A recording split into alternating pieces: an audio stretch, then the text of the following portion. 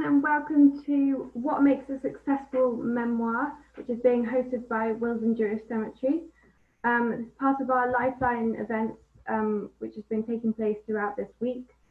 We still have other events going on Sunday, and if you'd like to join those, we encourage you to go to our website where you can find more details and book. Just thank you for coming today. I hope you enjoy the discussion. A couple of points. If you have any technical issues that you think we might be able to help you out with, if you could write those in the chat function at the bottom of your screen. And if you have any questions for the panelists, please write those in the Q&A function at the bottom. There will be some of these questions will be answered at the end of the session. So now I'd like to hand over to the chair, which is Becky Abrams. Becky is an author, teacher, and a literary journalist. She's currently the writer-in-residence at Oxford and is author of The Jewish Journey, 4,000 Years in 22 Objects, and also author of the award-winning novel Touching Distance. So take it ahead, Becky. Hi. Hello everybody, my name is Rebecca Abrams, and I am very, very pleased and delighted to be here with three wonderful authors this evening to talk about life writing, memoir and autofiction. So I think what I'm going to do is I'm going to start by just introducing our authors this evening, and then we'll have a discussion, and then we'll talk for about 40 minutes, 45 minutes, and then there'll be a chance for them to answer your questions at the end. So without further ado, Gabriel Krause grew up in London in a Polish family and was drawn from an early age to a life of crime and gangs. Now in his 30s, he's left that world behind and is recapturing his life through writing. His first novel, Who They Was, has been longlisted for this year's Booker Prize. Set on a Kilburn housing estate, Who They Was is a graphic and unflinching portrait of violent youth culture, narrated by a protagonist called Gabriel, although this Gabriel is anything but angelic. Who They Was has been compared to A Clockwork Orange and is causing, I'd say, discomfort and garnering praise in pretty much equal measure. One reviewer wrote, "I cannot conjure another work which captures this culture in such depth or with such brutal honesty, a seamless fusion of literary craft and lamentable lived experience." Welcome, Gabriel. Thank you very much. Sally Bailey grew up in Sussex and spent part of her teenage years in care. She now lives in Oxford, where she both writes and teaches fiction and non-fiction. Sally is interested in the relationships between literary genres, poetry, theatre, the visual arts, fiction and non-fiction. She's currently completing a trilogy based on her own experiences, which explores the relationship between history, personal and cultural recollection, and storytelling. Girl with Dove, which is the first volume in Sally's trilogy, was published in 2018 and described, as one reviewer put it, as mesmerising, a magical series of strange encounters weaving literary classics with a young girl's coming-of-age story, a book that testifies to the transformative power of reading and the literary imagination. The second part of Sally's trilogy, No Boys Play Here, will be published this coming January. Hi, Sally. Hi, hello, Becky. Nikesh Shukla is a British author and screenwriter. A child of Brent, he grew up in Harrow and he now lives in Bristol. His work focuses on race, racism, identity and immigration. Nikesh is the author of 3 adult novels, Coconut Unlimited, Meat Space and The One Who Wrote Destiny, as well as 2 young adult novels. He's the editor of the essay collection The Good Immigrant, which was shortlisted for Book of the Year at the British Book Awards. And he's also written on youth culture and the 2011 London riots. He's written a novella about food based on his mum's recipes entitled The Time Machine, not to mention a number of short stories and films. Nikesh's new book, Brown Baby, a memoir of race, family and home, will be published in February 2021. Written for his daughters and inspired by his mother, whom they never got to meet, Brown Baby encompasses fatherhood, feminism and racial politics and has been described as a masterpiece of love, grief and humour. Welcome, Nikesh. Hey. So it seems very appropriate for us to be discussing your 3 fantastic books and the whole idea of life writing, the genre of life writing this evening in the context of Willesden Cemetery, a space filled with inherited narratives. As Sally has said when we were talking about this subject earlier, she said a memoir, no matter how fictionalized, is always elegiac. It's always built on loss. So Sally, I wondered if we could start with you and I could ask you to say a little bit more about that idea of the elegiac in relation to your own work. I think anyone who begins a memoir must be addicted to loss and the retrieval of lost things. I suppose when I started Girl with Dove, I was thinking about a familial loss. My mother lost a child when she was young. But then I had to think about my own loss, my own cultural loss, loss of a family, age 14 years old.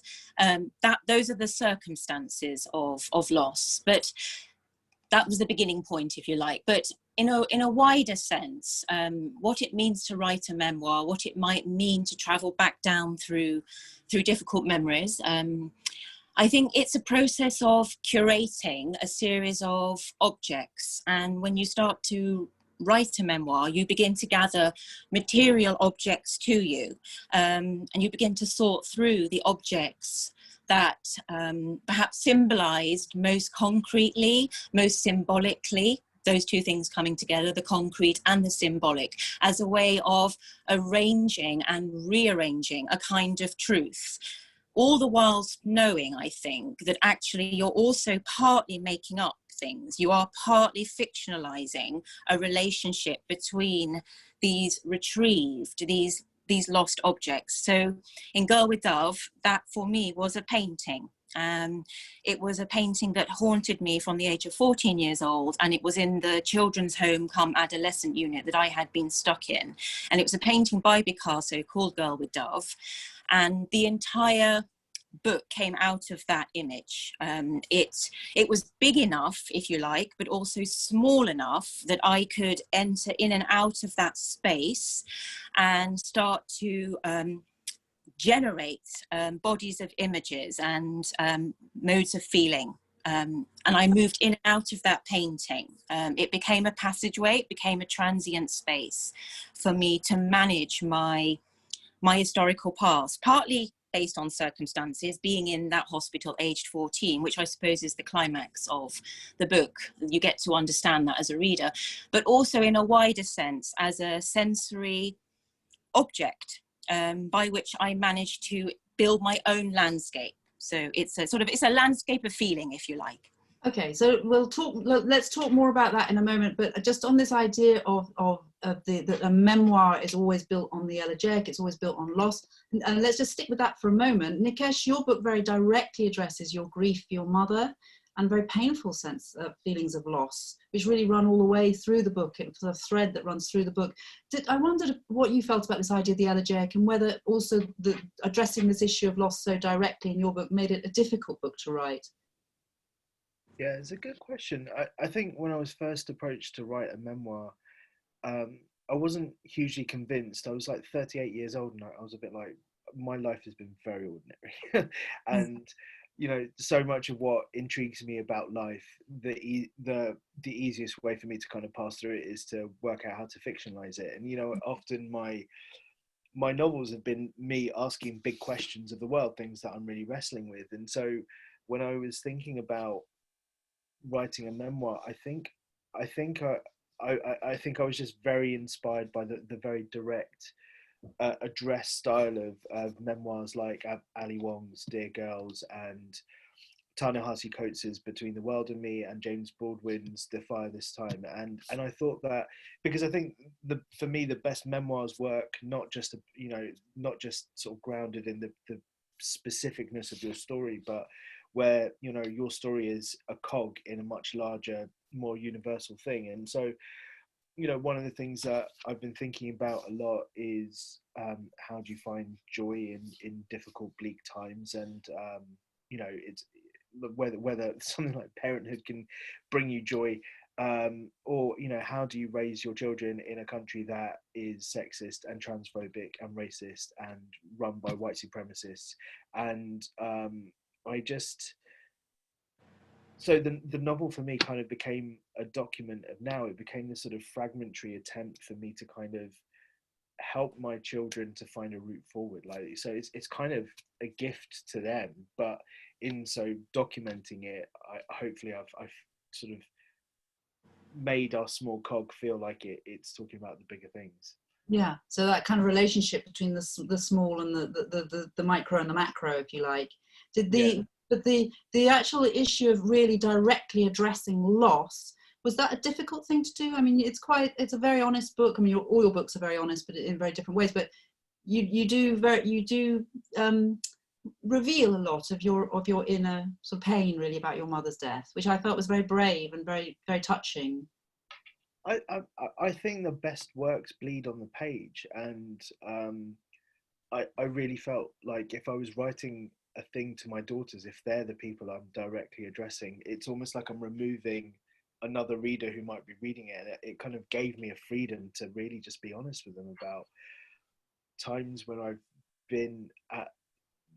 not been at my at my best. And you know, I think it's a lot for, like, you know, men writing about vulnerability and mental health, and you know, like I write quite candidly about my issues with food and stuff, and I just think that men aren't that honest when it comes to, you know, like what a male literary fiction writer is writing about. They're writing about middle-aged, middle-class creative writing professors who have sex with their impossibly attractive younger students and then are sad for 300 pages, and that's just not honest to me. And well, they don't do that. They don't do that. I mean, you and Gabriel hasn't done that, and you haven't done that. So no. we're blessed with them, two men in this audience tonight who have in this panel tonight who haven't done either of those things.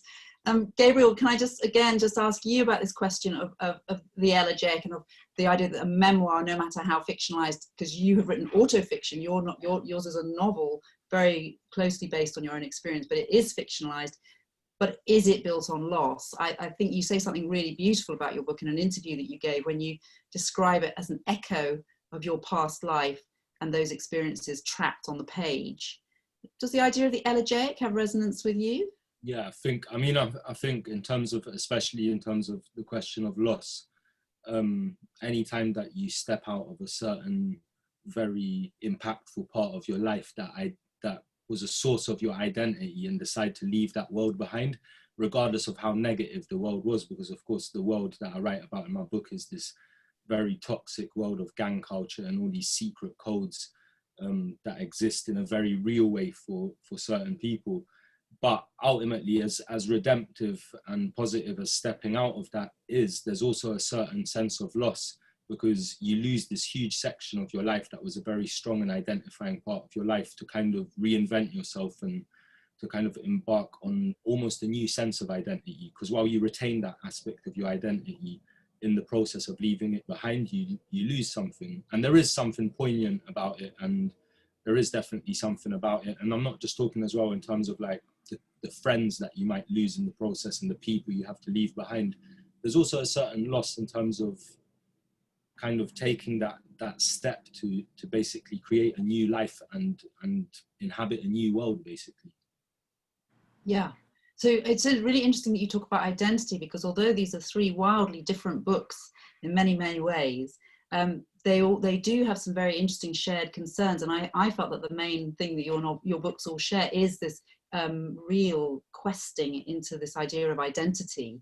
In a way, they reflect the fact that you all three of you have experiences of being outsiders in some sense, and sort of culturally, racially. I mean, Sally in a more complex way in your family, but you self-exiled from your family, didn't you? And I just wondered, you all write about the solutions to these experiences of being outsiders and what it meant for you in terms of forming your identity. And Nikesh, you're talking and writing about how to help your children, your daughters, form a sense of identity. So I wanted to ask you all, how conscious were you of this as you were writing this idea of identity? How important do you think, more generally, how important is it for the writer to have a clear idea of their core theme when they're writing a book? Nikesh, would you like to start us off on this one? Yeah, sure. I think first and foremost, as a British writer of colour writing a memoir, in 2020, which is like all too rare. You know, like how many memoirs by writers of color from even the last 5 years can you name? Like F. Hirsch, Colin Grant. I'm struggling to think of more. I mean, I know there are more. And so, you know, the responsibility for me isn't just to kind of write something that's going to stay with my daughters for a long time and be a piece of legacy for them. I'm writing something for my community. I'm writing something that is going to have bigger resonances beyond, you know, the immediate communication that I'm having. And that burden rests heavily on your shoulders, because, you know, not only are you trying to like hold up a community and hold a mirror up to them and say, I know you're going through this too, I feel you, I see you. You kind of have to ensure that you're being honest enough that you're letting them in. And I think it, so I've lost my train. I've lost my train. The problem with Zoom. But we're talking about identity and this question of whether you're conscious of having this as your theme as you're writing. Yeah, and I think the other thing that sort of stood me in good stead was, you know, I think it's really important when you're writing nonfiction is to just really know what your central thematic argument is, and I think that's how you kind of marry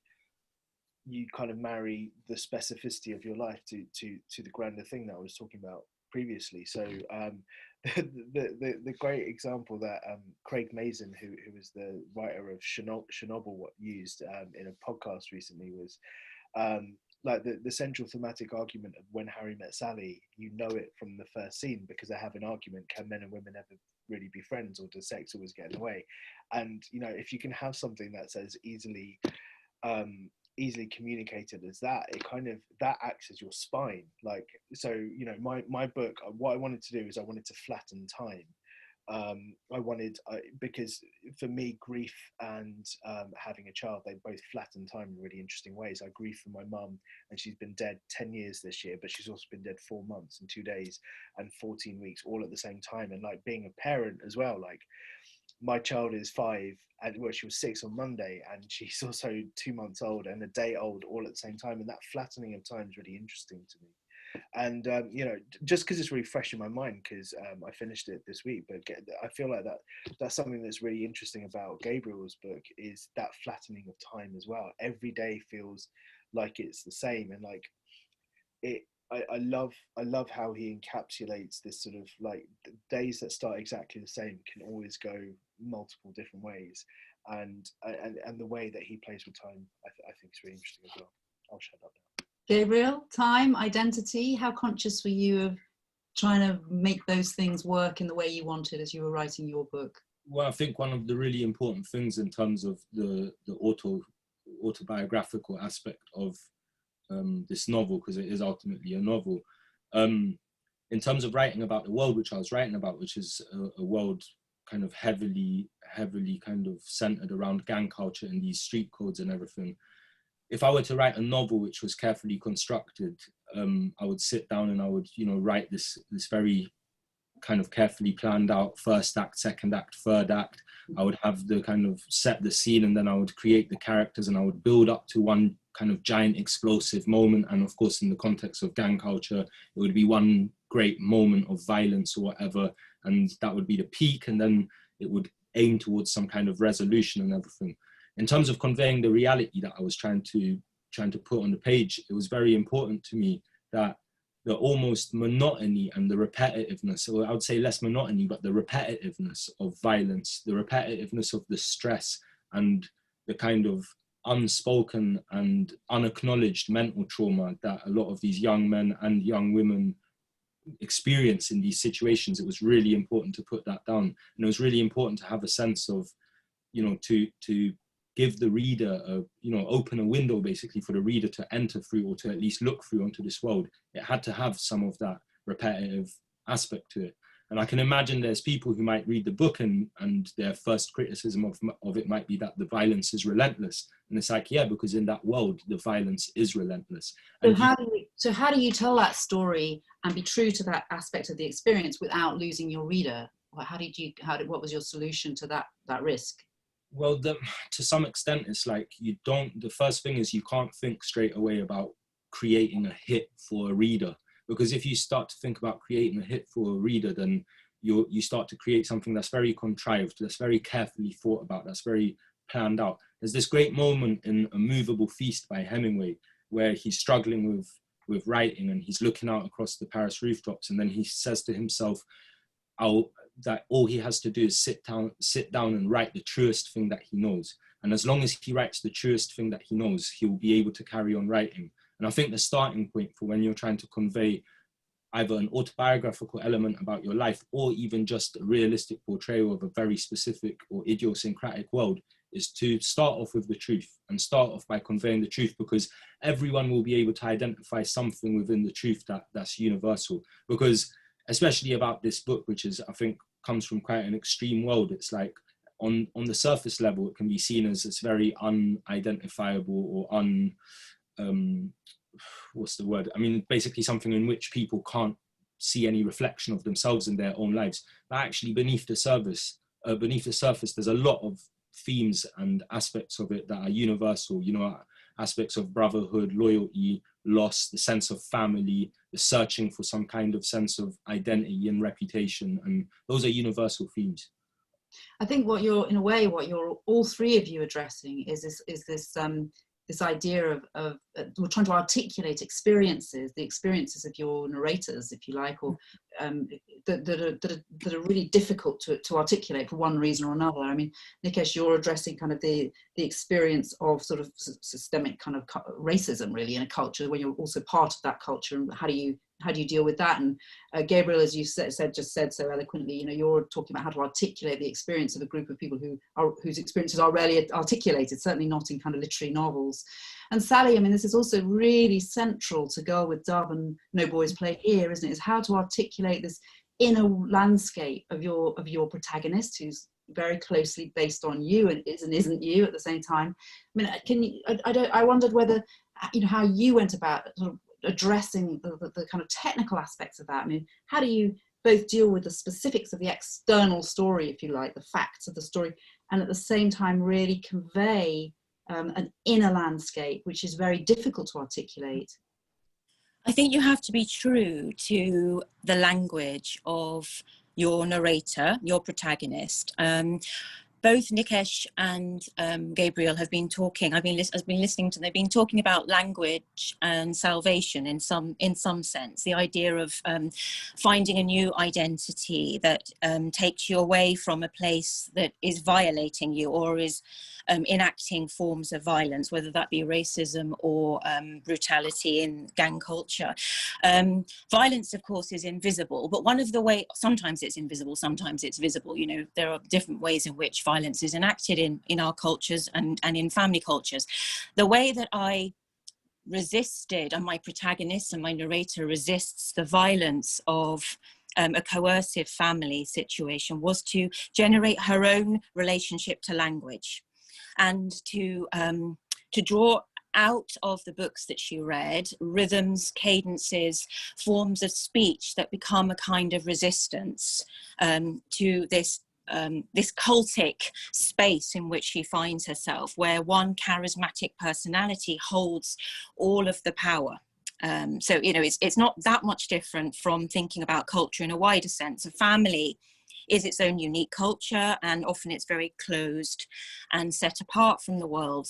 If we are able to teach our children to have an alive and active relationship, an imaginative relationship to language, I think that's really the beginning of prizing open some of the problems with identity that we've been discussing here this evening. And for me as a writer, for Girl with Dove and No Boys Play Here, one of the first things I had to crack was to find a true idiom, an idiom that reflected both the innocence of the child, but also the violence of the world in which she was growing up. And so I went in search, as a child, I suppose instinctively, I had gone in search of narrators with strong voices, resistors through language. Jane Eyre was the first example of that. The opening of Jane Eyre, we see her being beaten up by her cousin, John Reed.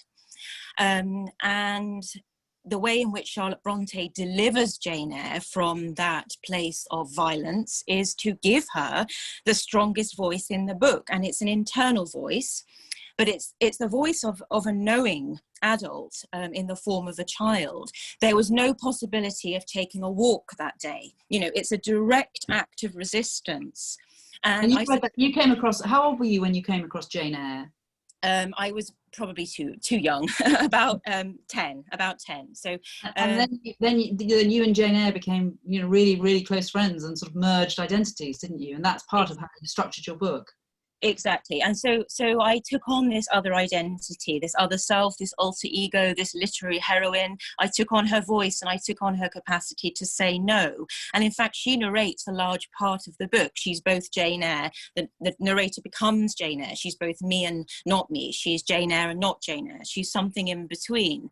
And alongside that practice or that arc, which I suppose is a kind of literary escape, which comes from not doing this, I'm not doing that, it's an act of resistance, is another self and another arc, which is the family arc, which is the circumstances in which I found myself. So the voices and idioms of my family culture, which was so strongly internalized, my aunt's voice, my mother's voice, my grandmother's voice, and I bring them all together into this big recipe of sound, I suppose. I mean, I wrote really through my ear to start with, and then I attached my aural, my sense of sound, to images, to pictures in my mind. So yeah. So I mean, the language. I mean, the idea of actually thinking about the register of the language with which you're going to write your memoir or your autofiction is really important decision, isn't it, for anyone wanting to write?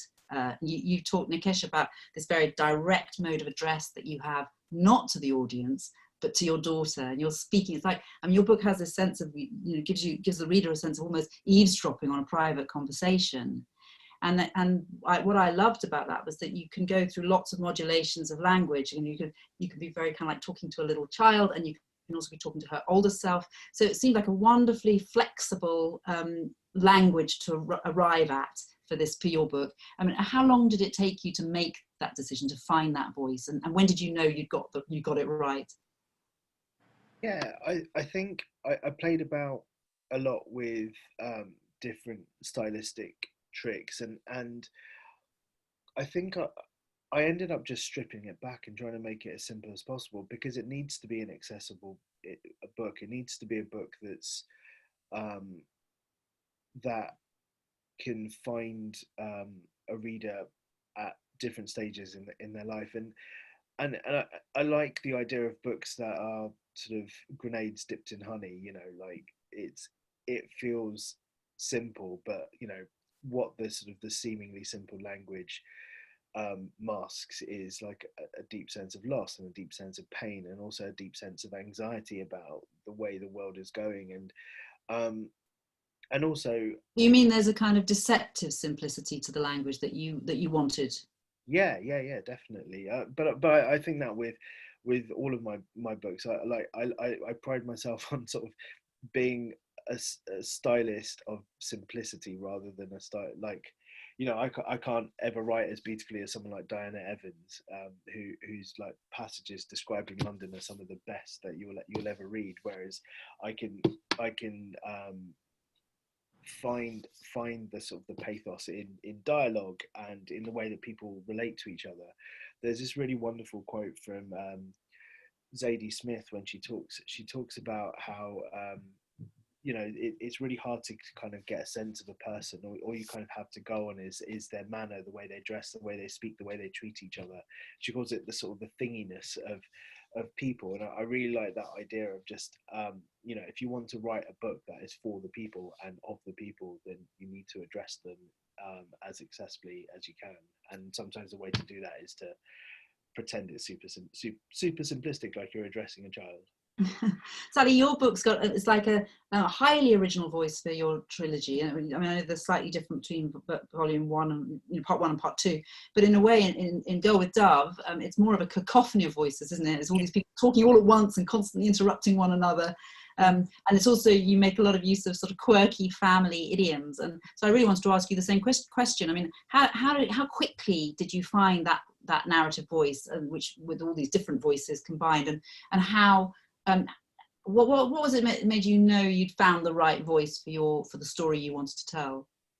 It sounded like me, but not like me. It sounded like something apart from me as well. And I think that's something I wanted to say in our discussion this evening, is that memory is, I think a good memoir has to have some sense of distance or otherness or awayness, a space away from you. So, and there's a whole question there about when is the right time to do this? At what point in your life should you do this? But I think I'm old enough now to be able to hear those voices with a sense of vibration and immediacy, but also to be able to play around with them. So I'm almost like the DJ, and I'm mixing and matching and melding, so that if one voice starts to take over, I can push it back and keep it down. So the voice that I kept returning to was the voice of a child. And I think the average age of that narrator is about 8. And that is the age that I began to really attach myself to books as though they were people. So what I wanted to try and do was to get back to that moment of immediate consciousness, that a moment of immediate attachment to the words on the page, as though they are real objective things, as though they're objects moving in front of you. So exciting and so electric and so tangible are those words. Nabokov says something very interesting about memoir and about memory in his classic masterpiece, Speak Memory. And he speaks of memory and remembering as a process of coming out of a big abyss of darkness. He says the cradle of memory sits over this dark abyss, and you experience just flashes of light. But you attach yourself to one of those flashes, and in due course, as you start to extend your consciousness, which comes through language and through voice, those flashes get larger and larger and longer, and then you start to build bridges between them. And I think for me, the voices of my grandmother and her particular idioms, my aunt and my mother, and then my other aunt, and then my brothers, I attached myself to flashes of them, but not too much that they then took over. So, Gabriel, the language in your novel is also really, really distinctive and really, extraordinary.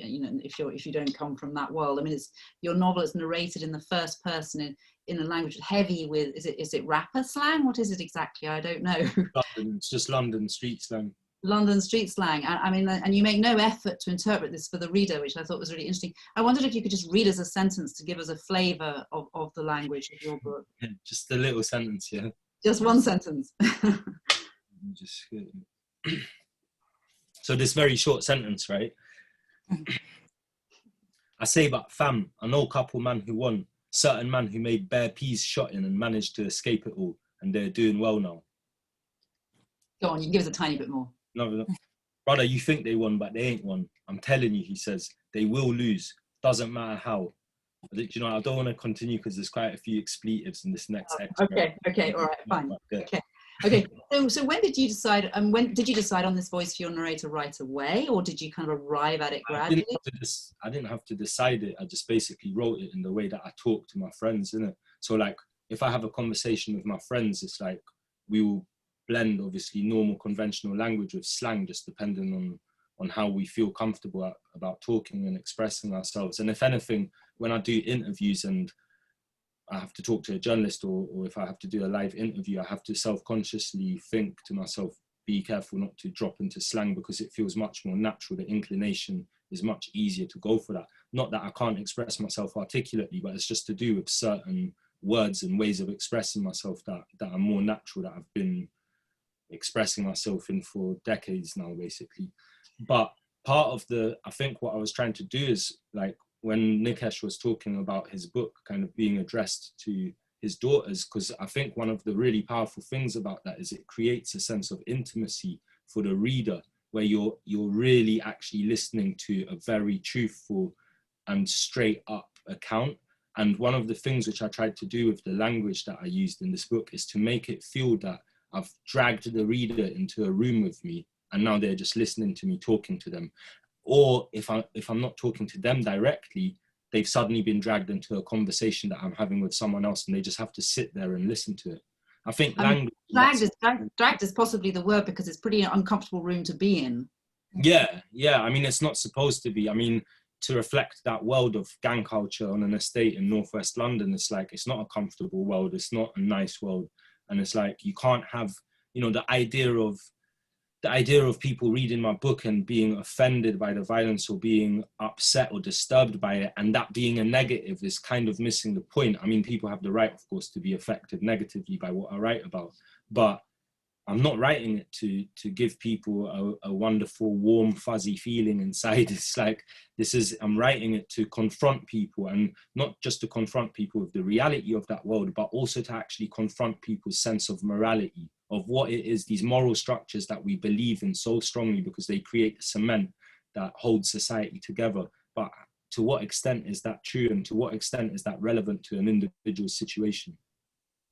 So where does that leave you as the author then, in relation to that question? Because it's a very moral world that you're representing. Yeah, I mean, the thing is that myself as the author now, of course, this book doesn't relate to me as a person right now. And one of the very important things that I kept doing when I was in the writing process was, there were these moments when I really, really wanted to give a much more objective, overarching perspective based on how I think about things right now as an adult and as a man who's left that entire world behind in every way possible. And one of the things I had to keep doing is to restrain myself from doing that and to stop myself, because it's about portraying also the mind frame of people involved in that world. You know, there's often a discussion in the media and in general when people talk about gang culture and gang violence in particular, about the kind of lack of empathy. And, you know, people, for example, government campaigns, they spend like millions of pounds on doing posters on phone boxes that say save lives, bin the knives or whatever. And it's like, none of that is actually going to appeal to people who are amoral and who've committed themselves to a life that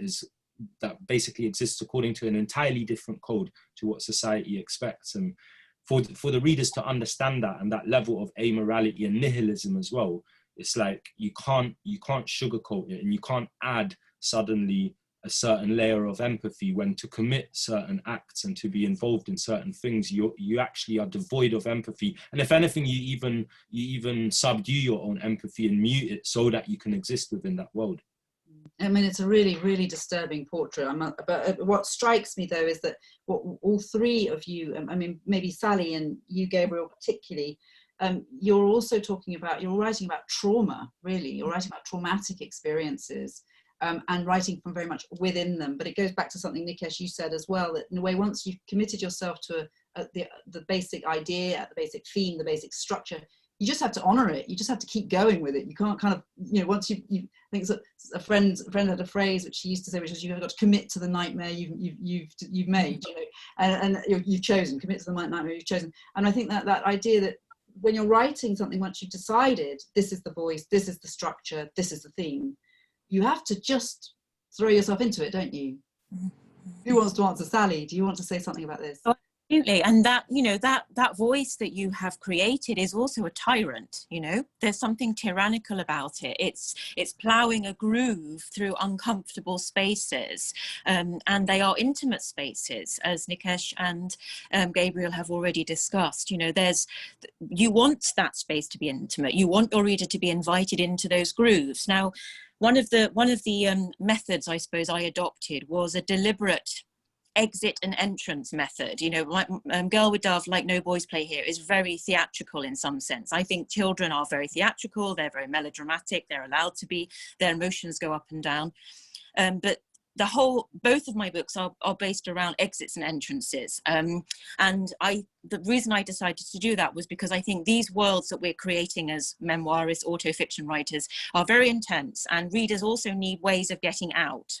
So I think the way that I structured my books are very much around short passageways, and there's a clear delineation of an exit, and then there's a clear delineation of an entrance. I also do think that's how memory works too, is that we hover and then we peer, we look, we walk around the space of memory, and then we leave again. You know, because difficult place to stay in for a long time. You also have to, as the writer, you have to kind of inhabit the narrator you've created or you've chosen. Yeah. And I thought that's also a very interesting thing about this particular genre, life writing, memoir, autofiction, whatever you want to call it. There's this question, I think, Nick, Gabriel, maybe you said something about this, it's the you and the not you. I mean, your narrators are you, but they're also a literary persona, aren't they? Nikesh, did you feel that you were I know you've written about this in other books you've written, about the idea of the construction of a persona, writing a very personal book, a memoir. Did you feel that you were still inhabiting a persona, or were you trying to get away from a persona? Yeah, so I mean, my second novel, Meat Space, was all about the construct of the author, but specifically when it came to stuff like social media, because I kind of got really fascinated, or I still am fascinated to an extent, with like the slippage that occurs between who we are in our real lives and who we allow ourselves to be online, and how we kind of curate the best possible versions of ourselves online, and often that compromises us, because like invariably your friends are, they see what you're doing online, and it kind of slips into real life, and it kind of made me think a lot about the I who is not me, and especially when writing memoir, because it kind of goes back to this sort of interesting thing that Gabriel was talking about, which is kind of how do you free yourself from judging yourself in the past? Like, how do you, is it helpful for me to write a memoir now, where I look back on all of the mistakes I made and all the things that have kind of caused me pain, and sort of pontificate on all the stuff that I messed up, and like all the stuff I got wrong, and so you kind of have to write these things judgment free. So in a way that helps you to kind of curate a version of yourself that is not you, because otherwise, how would you allow yourself to exist on the page in the moment that you are kind of trying to encapsulate? I think this idea, though, that even with a book which is about your own experience overtly, that a writer still needs to construct a version of themselves in which to tell this story, while being sort of true to the authenticity of what their experience. There's a kind of curious relationship between what's constructed and what's authentic. Sally, did you find that with Go With Dove and No Boys Play Here? Yes, absolutely. But I think because I use literary frames and theatrical frames and painterly frames and photographs, I tried to allow my reader to notice and to know that we were going in and out of another world. We're now in this world, we're now in that world. So we hear my mother and grandmother talking about these strange people coming to our house, which was part of this bizarre charismatic cult run by my aunt, but we're very aware that the child is only hearing scraps of information, and you're given that idea by a parallel with the Jane Eyre world. Jane Eyre is also hovering outside doors and listening to accounts of things which aren't fully complete. And my aim really, I suppose, was to allow the reader to try and complete some of the gaps for themselves, and thereby allow them to enter into the frame in their own way, bringing their own story, their own feelings, their own imagination, their own people. And I feel that was an important ethical task that I had to take on, that I had to leave enough space for my readers to be able to inhabit this very, very strange world. I think it's easy for us as writers to forget that we are writing out of the strange, and we don't want to estrange our readers. So you need to give them a space to come in and out, I think. There's a kind of balance to be struck there, isn't it? Because on the other hand, as Gabriel said, you don't want to be pandering to your reader or hostage by your reader. In a way, you have your reader has to make the effort too. So there's a certain amount of, this is what I'm giving you. And you can take it or leave it. There is that element too. I mean, Gabriel, in terms of this idea of proximity to the lived reality and distance from the lived reality, how closely do you adhere to some kind of objective truth when you're writing a fiction based on your own experience? I mean, where is Gabriel Krauser in this relationship between the fictionalized Gabriel, the lived experience in the past, this echo of the past? Well, I think first of all, in terms of the idea of constructing identity as an author and constructing the identity of a narrator, it actually does reflect real life in terms of people, because our identities are not always permanently fixed. There's this great thing that Baldwin said, James Baldwin said, about identity being the garment with which one clothes the nakedness of the self. But the point he was making about that was not that identity is this fixed thing which covers the nakedness of the self, but that it's something that can be changed, and that isn't necessarily the garment that one wears all the time, constantly throughout one's life. And in terms of myself, in terms of objectivity, in terms of my book specifically, it's like, it's not objective.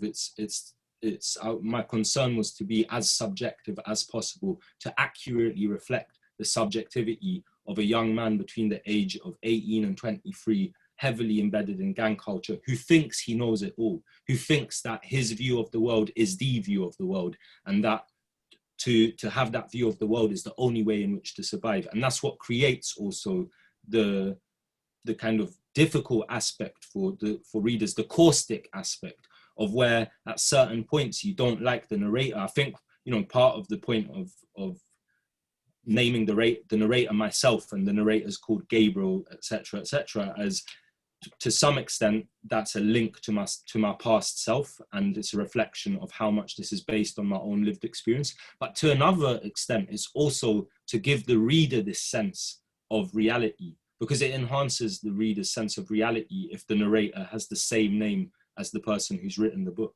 And I think that's an important fact when you're trying to convey some kind of universal truth. There are certain things that you do have to do to enhance that, and to ensure basically that the reader feels embedded in the experience that they're reading about. Sally, do you have anything you wanted to add to that idea?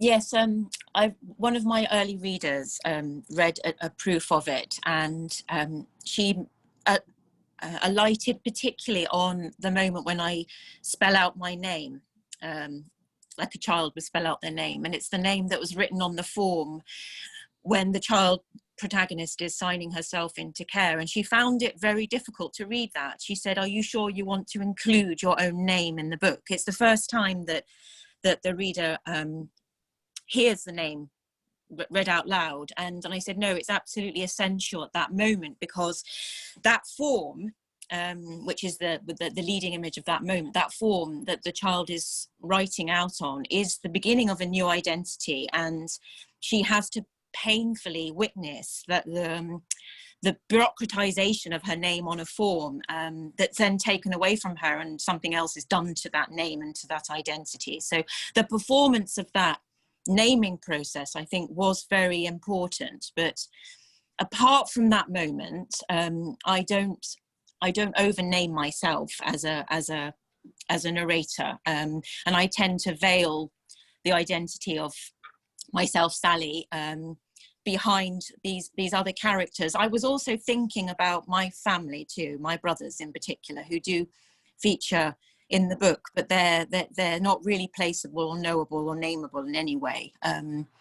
I keep them in the shadows. That no boys play here, they're more evident, but nobody is named. I think what Gabriel's speaking about is very powerful. The speaking out loud of your own name in a novel immediately conjures yourself to yourself, but it doesn't necessarily conjure the self that you know to yourself, to your reader, of course, because they don't know you in the same way. So yeah, I think these ceremonies of naming have to, they have to be quite conscious. I think you have to know what you're doing with names. Did you think about names, Nikesh? Because of course you do name people, real people, in your book. Yeah, only when I'm like name dropping my stand-up comedian friends.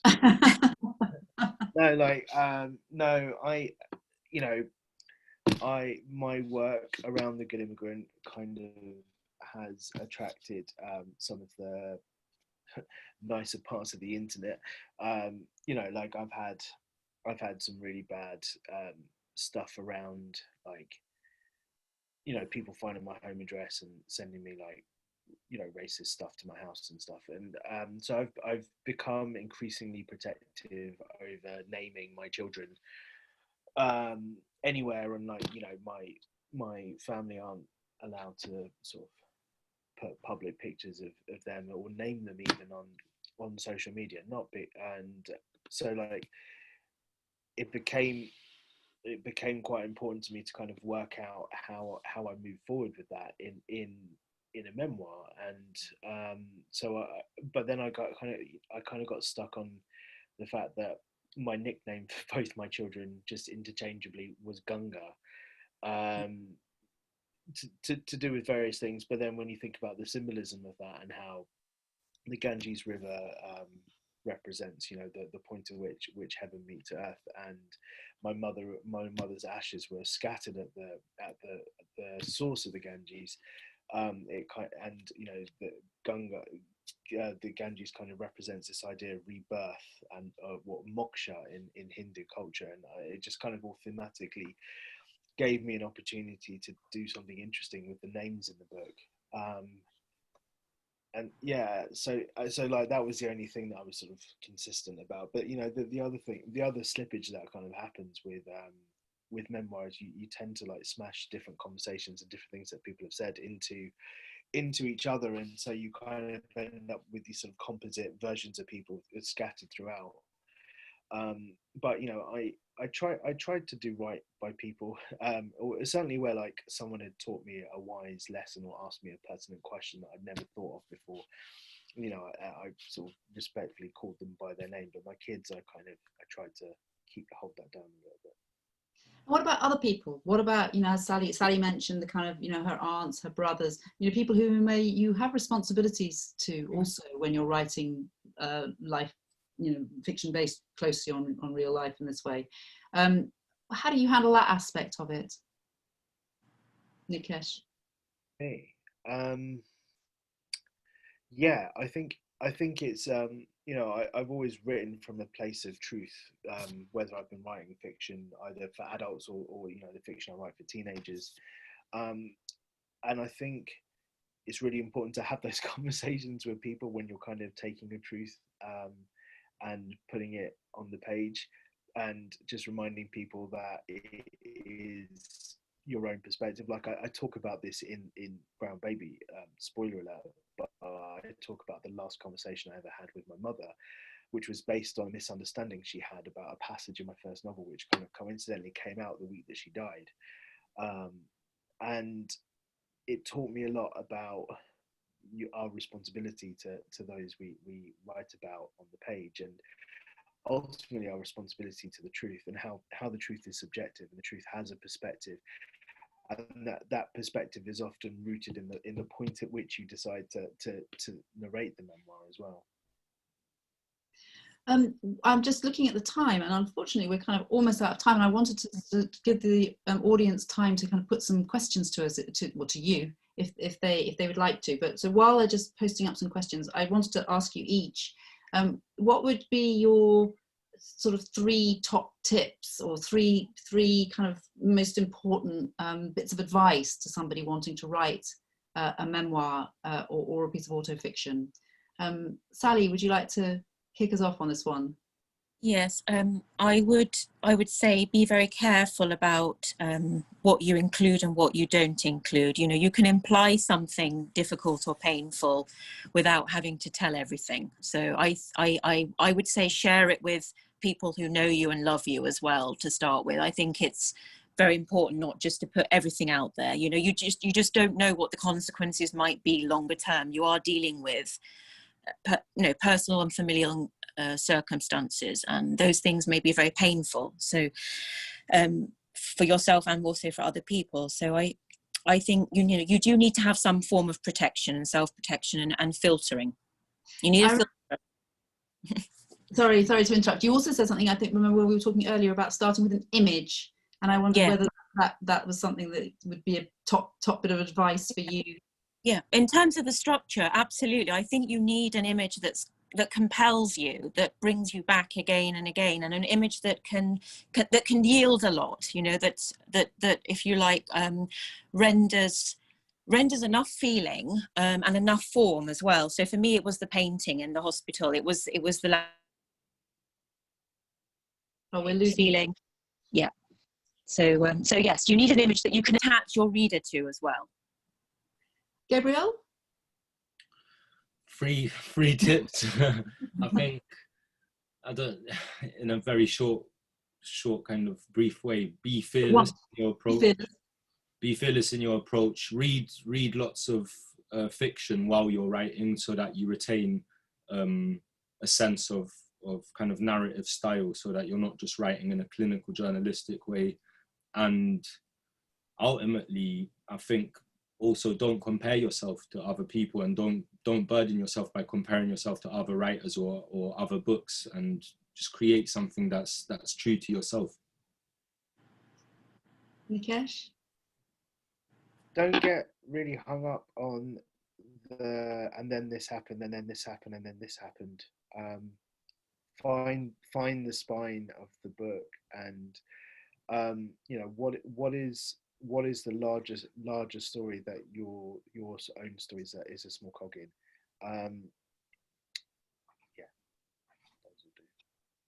So we all you often hear people say, we all have a story in us. And I think, my experience of teaching and writing myself is that we do all have a story in us, but it's not very easy necessarily to get it out onto the page in a way that will speak to the reader. And I just wanted to thank the three of you, not only for creating 3 really wonderful books, but also for sharing with us this evening your experience and your craft and your knowledge, and your understanding of what it is to take a story, a very personal, very intimate, very private story, and convey it in a way that can really move readers, take them to worlds they don't know, and enlarge their own worlds as a result through sharing your imaginative journeys. So I just wanted to thank you all very much indeed for being with us this evening at Willesden Cemetery, and to thank Willesden Cemetery for hosting us. Thank you, Becky, for wonderfully moving us through this together. Thank you so much for your sensitivity. And thank you to Nikesh. Thank you very much, Becky. Sorry, didn't interrupt. I was just wondering if the 3 panelists don't mind if we could just maybe ask the 2 questions. I can't see any questions. I can't see any questions, sorry. Oh, sorry. Shall I read them? Is that... Why don't you read them, since you can see them? I can't see them. Sure. Okay. So the first question is from Sarah. She just wants to ask Nikesh to say more about developing a central thematic argument and expressing it throughout a book. Would you be able to say a bit?